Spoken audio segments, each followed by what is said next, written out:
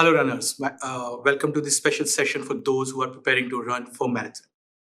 I'm Dr. Bhupendra Tyagi. I'm a sports physiotherapist and a corporate physio for Adani. And she is. Hello everyone, my name is Smita Kumari, corporate yoga teacher. And she holds 2 Guinness Book of World Record for that matter. And now, first thing first, we are here to help you out to not only run faster, but also to run smarter, prevent injuries, and perform high and recover quickly from your issues. So, first thing first, why physiotherapy matters in marathon running? You see, marathon is not just about legs, it's about joints, muscles, and your recovery. So, that is exactly where physiotherapy comes into the picture.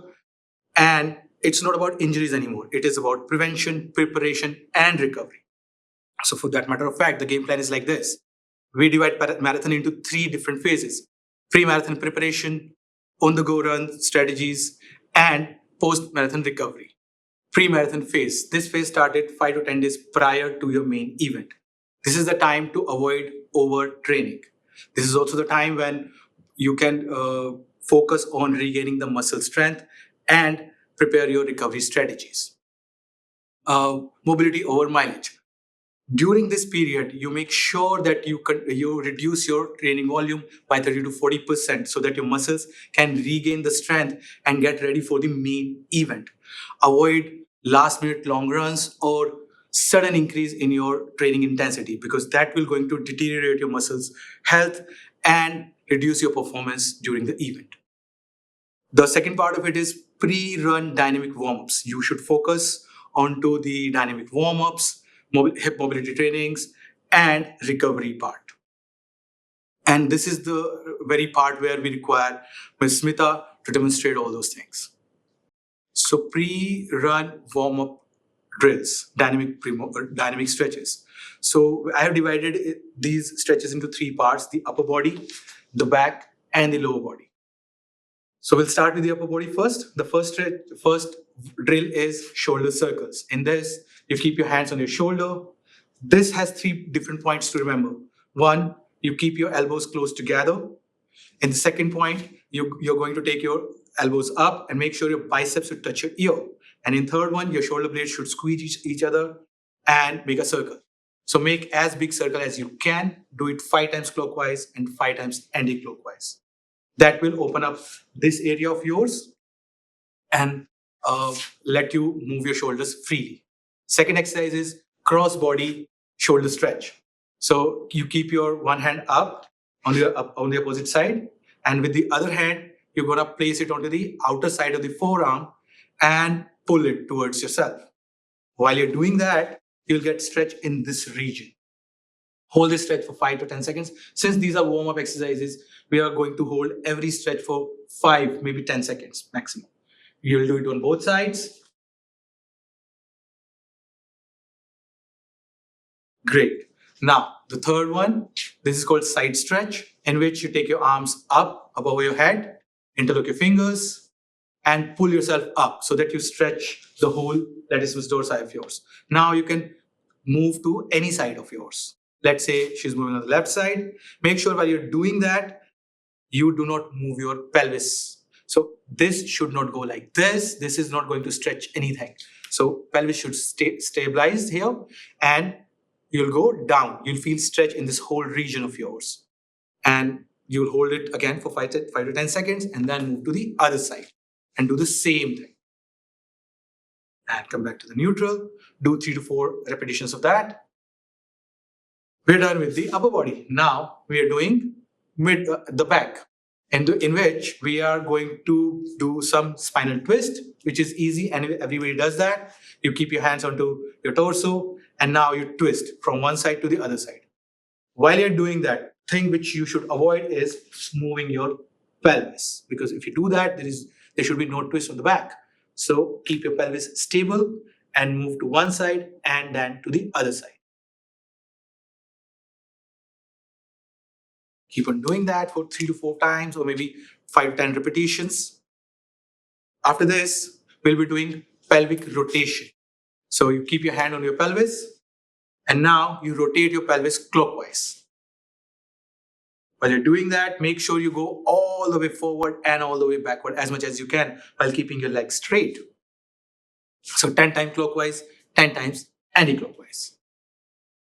We're done with this part. Now we're moving towards the leg. Now we're doing some stretches. The first is the calf stretch. So you get yourself into a position where you keep your one leg forward, and now you bend your leg to that extent that you got stretch over here. Make sure your heel remain on the ground and your foot remains straight. The more you go forward, the more stretch you'll get. But make sure this should not move. You can hold it again for 5 seconds or 10 seconds maybe, because the idea is to recruit the muscle fibers, not to inhibit them. Come back and do it on both sides. This is the first part. And the second one, we'll get the stretch again over here and come back. Now we're doing hamstring stretch. You keep your one leg forward, extend yourself, and you bend forward while keeping your bumps backwards. You keep your knees straight so that you get some stretch over here. For those who are getting too much stretch, can gently soften the knee. They'll get the same stretch over here. You again hold it for 5 to 10 seconds and then come out of it. Every exercise that has been taught to you right now, we'll be doing on both sides. Now, the third one is the quadricep stretch. You bring your knee towards your chest first, hold the ankle, and now bring your knee back, equivalent to your other knee. And now squeeze your bum. The moment you squeeze your bum, you get stretch over here in front of your thigh. Those who are not getting the stretch or maybe slightly more flexible can take their knee slightly more back. Make sure there should be no movement on the back, or back should be relaxed. We are done with the stretches now. We are going for the mobility exercises a bit. We are doing high knee walks. That research says that not only opens your hip, but also helps you to engage your core. So for that, you just bring your knee as high as you can towards your chest and walk forward.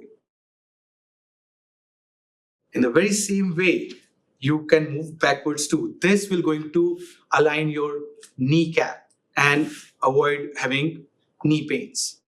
After this, we can do one more thing that is called butt kicks. In this one, you are bending your leg only. That means your thigh remains straight. You bend your knee and try to hit your heel to your buttock. So when you're doing fast, you'll be able to hit your bumps. And when you're doing that, you are not only recruiting your quadriceps, but also activating your hamstrings. These are the dynamic warm-up drills which you should perform before doing any run. And that also can be done on the race day. That actually activates the muscle fibers and prepare you for the event. So third part of pre-marathon phase is load management. And this one, I highly urge that you add two short sessions of strength training per week to focus onto the glutes, hams, and core. And all these exercises are body weight exercises. We don't require any dumbbell or any other equipment for that. For that matter of fact, we're going to demonstrate few exercises just to add into it. The first one is plank. Everybody does that. For the plank, you lie down on your mat, on your belly. Make sure you keep your elbows under the shoulder. So in this one, there are a number of people who may not be able to do the full plank. They can come onto the knees and do that. For that one, please raise your body up, raise your pelvis up, and stay on the knees. While maintaining the flatness of the back, you squeeze your bum a bit and hold this position for a good 20 to 30 seconds. This will engage your core and let your body ready to fight on the event. Those who can do it easily and think that is very easy can come onto their toes and straighten the knee. This is the full plank where you are just maintaining the posture and engaging your core. This core actually is a bridge between your upper body and the lower body. So with that, you hold it for good 20 to 30 seconds and relax. Do 3 to 4 times. Second one is bridging. And this one, you lie down on your back, bend your both knees.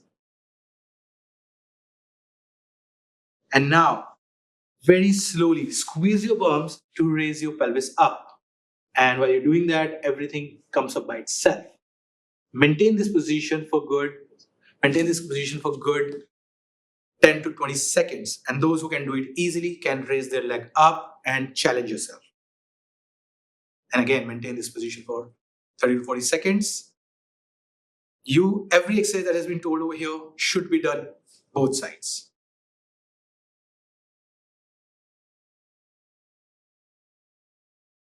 And the next exercise is squat, invisible chair squat. For that one, please get up.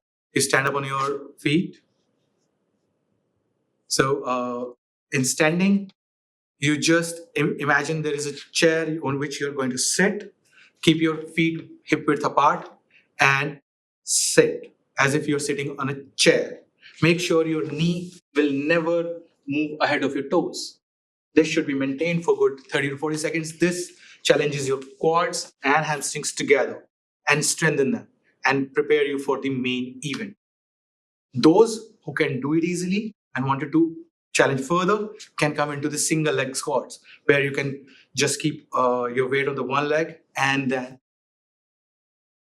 bend forward.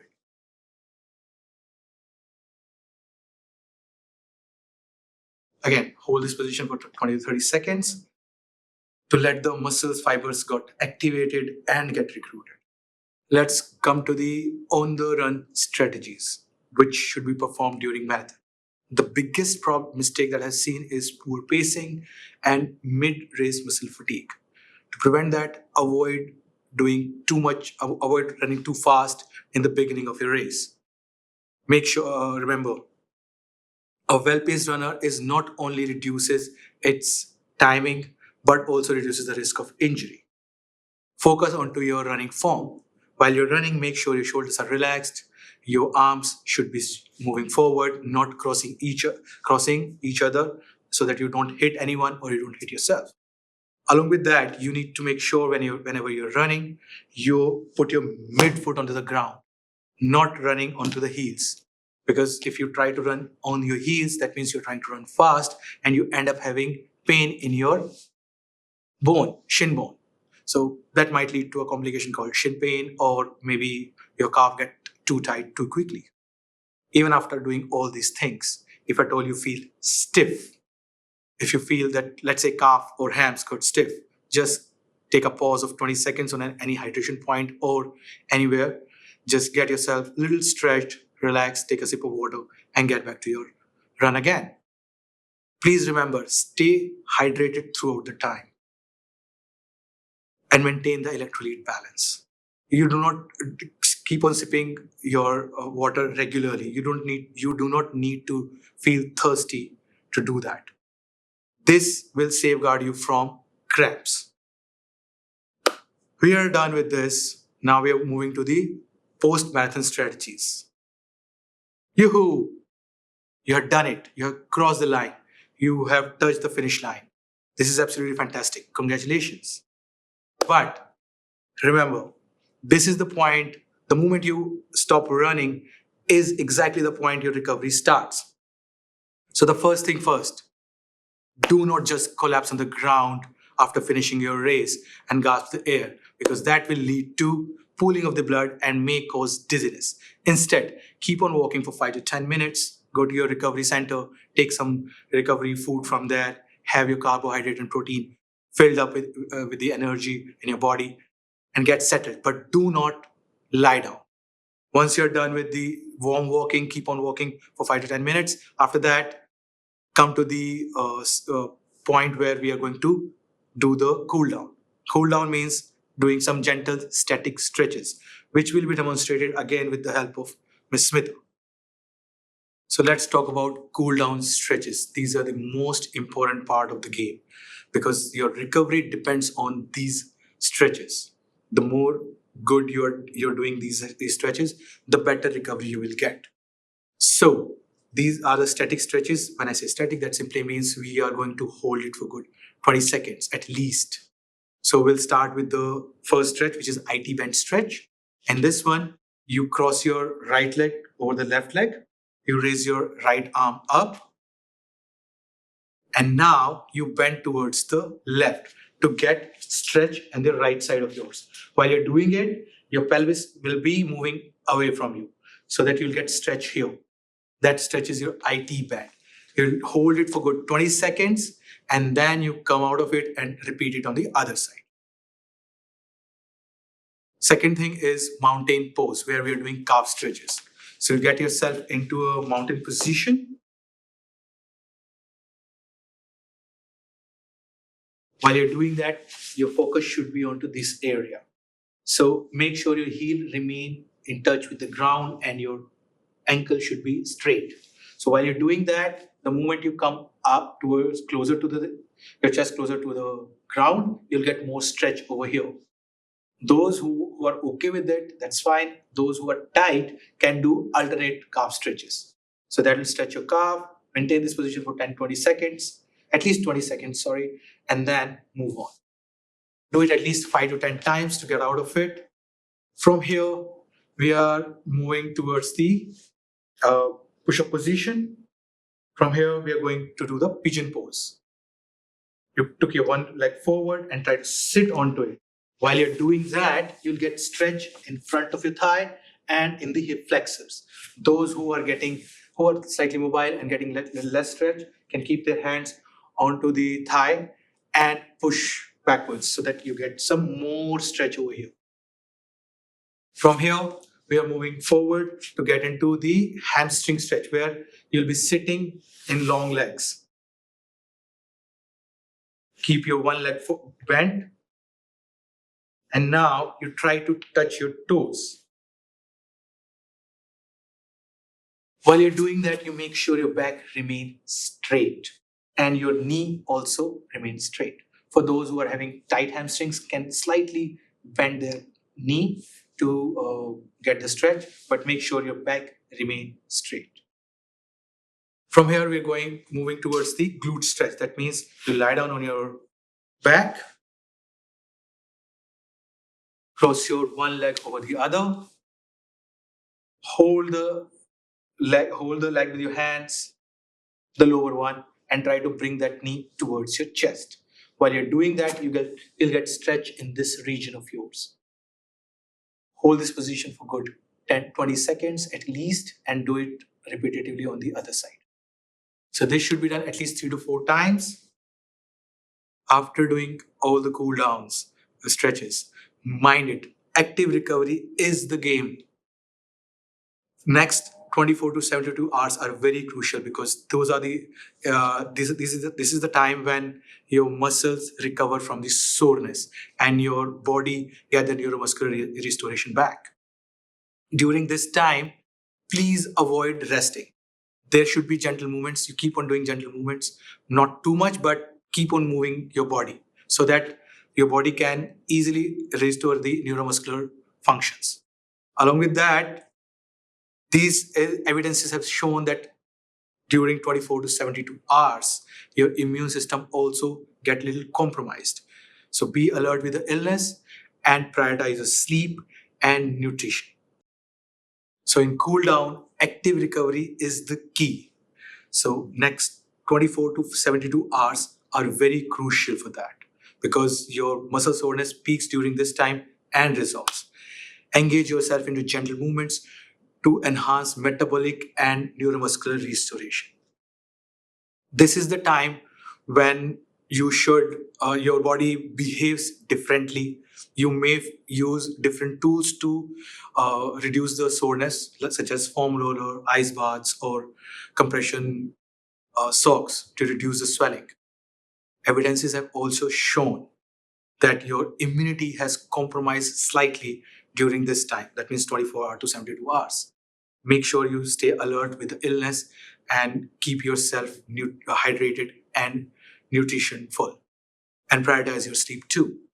Even after doing all these things, if you think you are having swelling, please follow the PRICE protocol. That is protection, ice, compression, and elevation. Even after doing all these things, if your pain still persists, if your swelling still persists, visit your nearest physiotherapist and get yourself evaluated. We know every runner's journey is unique, but adherence to these Research-based strategies will maximize your experience and minimize your setbacks. Just remember, dynamic warm-ups, active stretches during the marathon, and static post-run cooldowns. Those are the keys in that. Follow those things, and you will come out with flying colors and injury-free body. Remember, runners, you don't win races on the day on the day, but you win when you prepare, prevent, and recover. Wishing you all a very strong, injury-free run and a steady recovery. Thank you for joining this session.